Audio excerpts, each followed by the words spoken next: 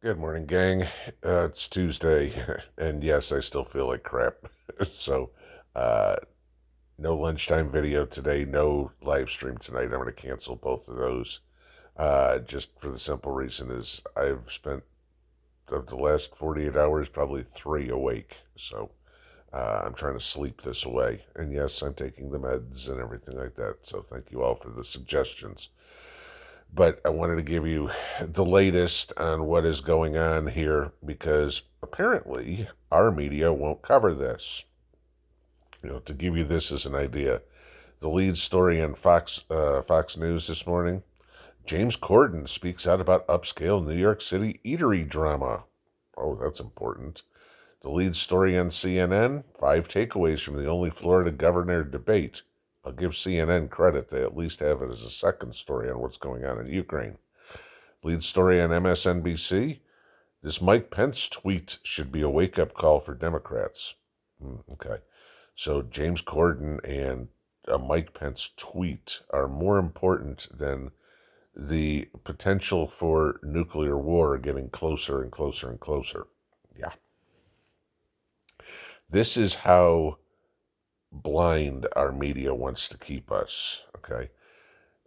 Obviously, the U.S., the Biden administration at least, supports Ukraine till the ends of the earth here. And so they won't give you any negative news. You go look at the Russian news, obviously it's going to be slanted the other way. So you got to find something that's outside of the realm of who's involved, if you will. And y'all know I check out other international news sources, and the Greek news is usually really good. War News 24/7. Okay.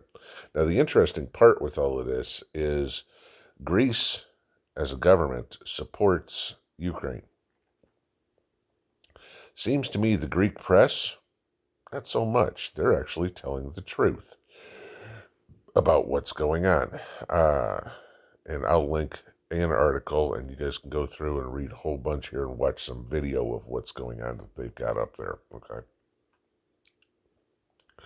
So if you're familiar with what's going on from what I've told you, for what other people have told you, the 101st Airborne is now staging and doing live fire exercises on the Romanian-Ukrainian border.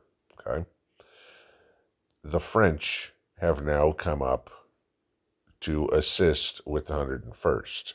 Okay, so now we're building a fighting force. Nobody is foolish enough to believe that this mass buildup of troops is there to protect the Romanian border. Okay, Russia has never said they are going into Romania or anything like that. This is specifically for should Russia start going into eastern Ukraine, or I'm sorry, western Ukraine, that U.S. forces are going in. We can pretty much count on that. All right. Then you have World War III. Once you have American soldiers step across the border into Ukraine, all bets are off. But then you get the other stuff with what's going on with the Kakhovska Dam and the Dnipro Dam. Okay. Uh, like I told you yesterday, I said, Russia's saying that Ukraine's trying to blow it up. Ukraine's saying that Russia's trying to blow it up and blame each other, right? Except here's the problem, okay? And when you get objective journalism, you find out what's going on. Ukraine sent 16 missiles toward the dam yesterday with the HIMARS system that they got from the United States. Russia shot 13 of them out of the sky. Okay, 3 made it to the target. Okay, didn't do significant damage or anything like that.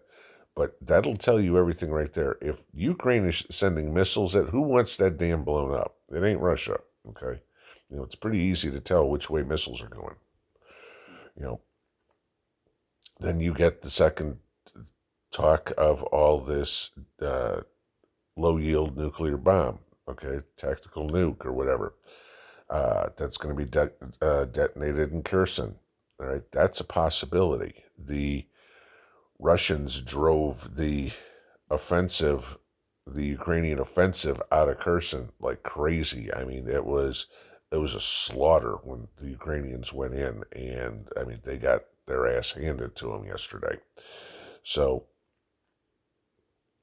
there's now you look at Ukraine going, all right, what are we going to do? Because we can't do it conventionally. Let's see what we can do next. The problem with using a dirty nuclear bomb is, where does the radiation go? And the question becomes, if the radiation starts to go over Poland, does that trigger Article 5 of the NATO agreement? And now we're at war. Okay. Then you have the Zaporizhia nuclear power plant, which of course is still a target that has been over and over and over again. It's just amazing to me how we are being silenced. I mean, we're not being told anything about what's going on. Guys, this is real. We are closer to a nuclear holocaust than we've probably ever been.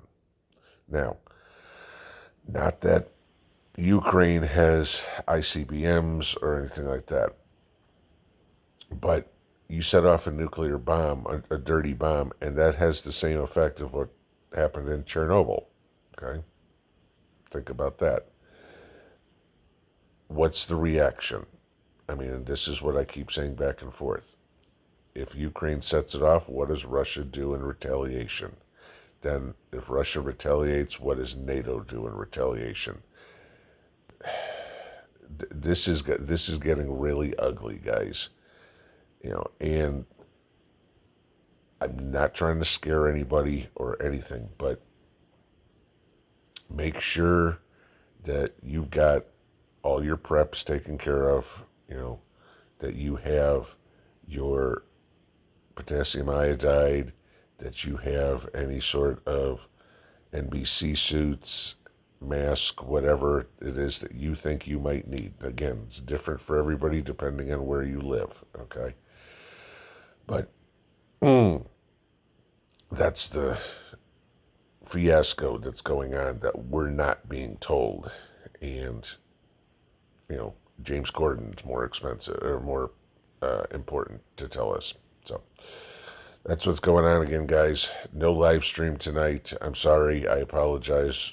I gotta kick this. And, talking doesn't help and being awake doesn't help. So I will post this and then I'm going back to bed. So y'all have a great day. We'll see you in the morning. Pinball out.